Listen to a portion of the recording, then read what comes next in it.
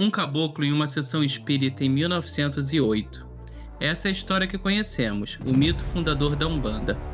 Mas e se essa for apenas a ponta final de um fio que se desenrola por séculos? E se a Umbanda for menos uma revelação súbita e mais o fruto maduro de uma árvore plantada muito antes, com raízes indígenas, africanas e católicas? Esse vídeo é uma jornada para descobrir as histórias que vieram antes de Zélio Fernandino de Moraes.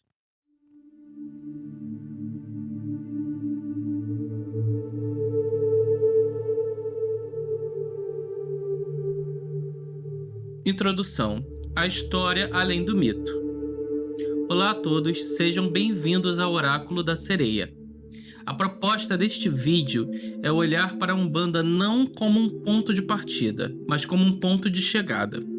Vamos falar de um processo histórico longo e complexo, que envolve resistência, sincretismo e, sobretudo, a construção da identidade brasileira. Para isso, precisamos voltar não a 1908, mas ao século XVI, e conhecer movimentos como a Santidade, a Cabula, o Calundu e a Macumba.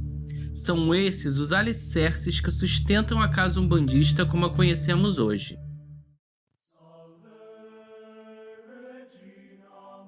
Capítulo 1. Origens indígenas. A Santidade. Tudo começa por volta de 1570, no Recôncavo Baiano. Um homem escravizado, batizado como Antônio, funda um movimento que os jesuítas chamam de Santidade, uma mescla de catolicismo e práticas indígenas, uma forma de resistência cultural que permitia aos nativos manter suas crenças sob o manto dos santos católicos. A Santidade pregava a ideia de terra sem males, um mundo ideal onde os indígenas seriam livres, a natureza seria abundante e os papéis de opressor e oprimido se inverteriam.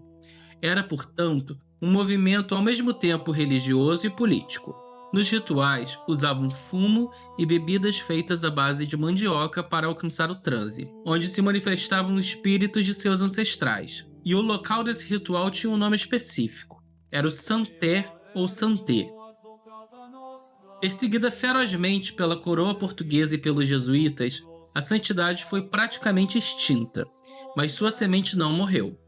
A ideia de um espaço sagrado chamado Santé e a fusão entre o catolicismo e as espiritualidades nativas iriam, séculos depois, ser reencontradas em outros cultos.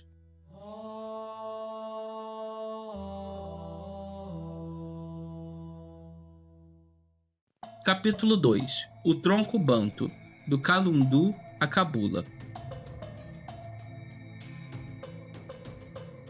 Enquanto a Santidade florescia, chegavam ao Brasil os povos banto. Traficados como escravizados, eles trouxeram suas próprias tradições. A primeira delas a ganhar nome foi o Calundu.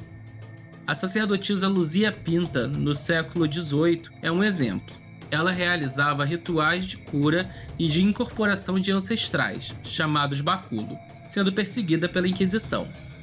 O Calundu já era uma prática organizada de transe e de contato com o mundo espiritual. Do Calundu surge, entre os séculos XVIII e XIX, um culto mais estruturado, a Cabula. Se o Calundu era a raiz, a Cabula poderia ser considerada a avó da Umbanda. Era um culto secreto. Seu nome vem de Cabala, no sentido de segredo, com forte base banto, mas que também absorveu influências islâmicas por parte dos malês, e claro, a herança indígena e católica. A Cabula nos legou uma riqueza de termos que usamos até hoje na Umbanda. Embanda, o sacerdote, de onde vem o nome da religião Umbanda. Tanto Embanda quanto Umbanda derivam do quimbundo Umbanda, que significa arte de curar ou encantar. Cambone, o auxiliar do sacerdote.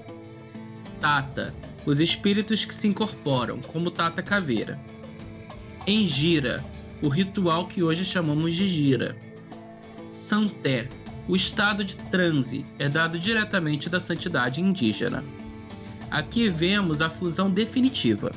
A Cabula é o primeiro culto organizado a unir as três vertentes, indígena, africana e católica. Até este momento, ainda não se falava de orixá.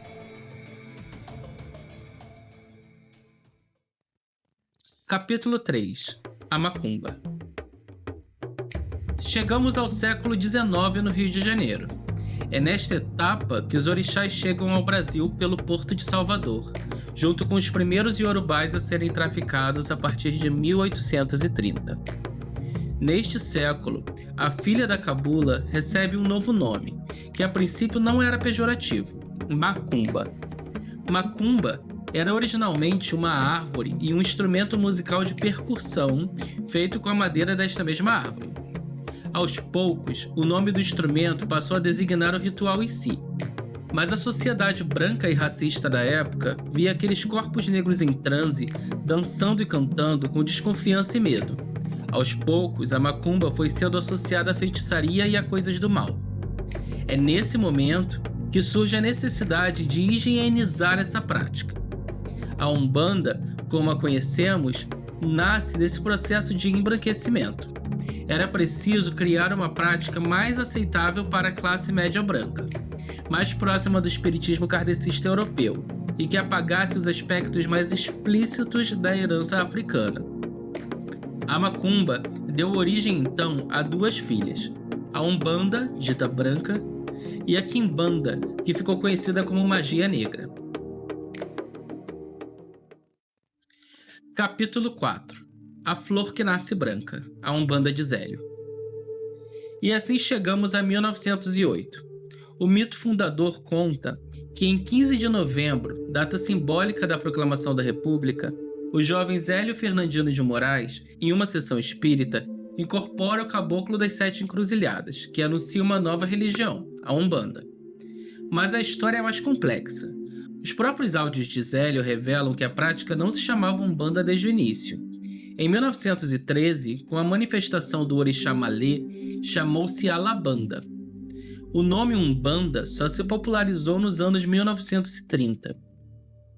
Como era que queria um nome na federação, ele procurou um nome que trouxesse Umbanda. Então, pensou primeiro em árabe, era Allah, que é Deus. Banda ficava feio, então ele disse, vamos procurar em grego, Deus, Banda, Deus conosco, Deus do nosso lado. Mas por que a narrativa de 1908 foi tão eficaz? Em primeiro lugar, o contexto nacionalista. A figura do caboclo, mestiço, indígena e branco, era o símbolo do herói nacional. Fundar a religião no dia da proclamação da República com um caboclo era alinhá-la à identidade brasileira. Segundo lugar, eugenia e embranquecimento. A política eugenista de Getúlio Vargas incentivava o embranquecimento da população. A Umbanda, ao se distanciar da macumba negra, se adequava a esse projeto. Terceiro lugar, institucionalização. O primeiro congresso de espiritismo de Umbanda, que aconteceu em 1941, consolidou essa visão. Lá, venceu a tese de que a Umbanda era uma doutrina universal, originada de continentes perdidos como Atlântida ou Lemúria, que havia sido corrompida em África pelos negros e que deveria ser purificada no Brasil. A base doutrinária seriam os livros de Allan Kardec. Quem divulgou essa visão não foi Zélio, mas o jornalista Leal de Souza. Sua visão, publicada nos jornais, criou a doutrina oficial. A Umbanda que nascia era, portanto, uma higienização da macumba. Retiravam-se os elementos mais catárticos, como o uso de atabaque inicialmente, e criava-se uma divisão: caboclos e pretos velhos na Umbanda, magia branca, Exus e pombagiras na Quimbanda, magia negra. A Umbanda renasceu branca e espírita para ser socialmente aceitável. Conclusão: a árvore viva. Então, a Umbanda não caiu do céu em 1908. Ela é o resultado de um longo processo que começou com a santidade indígena, cresceu com o Calundu e a Cabula, floresceu na macumba carioca e foi institucionalizada a partir da tenda Nossa Senhora da Piedade, fundada pelo Caboclo das Sete Encruzilhadas por meio de Zélio Fernandino de Moraes. O processo de evolução da Umbanda não acabou e tão cedo não vai acabar. A Umbanda não é uma coisa só. É um guarda-chuva sob o qual se abrigam diversas práticas e interpretações. Compreender sua história complexa não diminui sua grandeza espiritual, muito pelo contrário, a engrandece, evidenciando sua profunda raiz na formação do povo brasileiro e sua incrível capacidade de resistência e adaptação. Seu mito fundador é um marco importante, mas é apenas a ponta de um iceberg histórico. Conhecer essa jornada nos permite valorizar cada elemento do terreiro. O Santê no transe, o Tata no preto velho, a Ingira na gira, o Embanda no sacerdote. Nos permite combater o preconceito que ainda associa essas tradições à feitiçaria.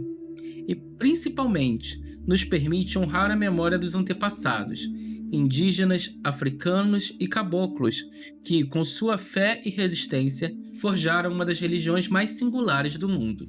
A Umbanda é, como diz seu nome de origem banto, cura. Cura do corpo e da alma, mas também uma cura histórica, que tenta reconciliar as diversas faces de um Brasil profundamente marcado por seu passado colonial. E essa história, assim como os cânticos nos terreiros, está longe de terminar.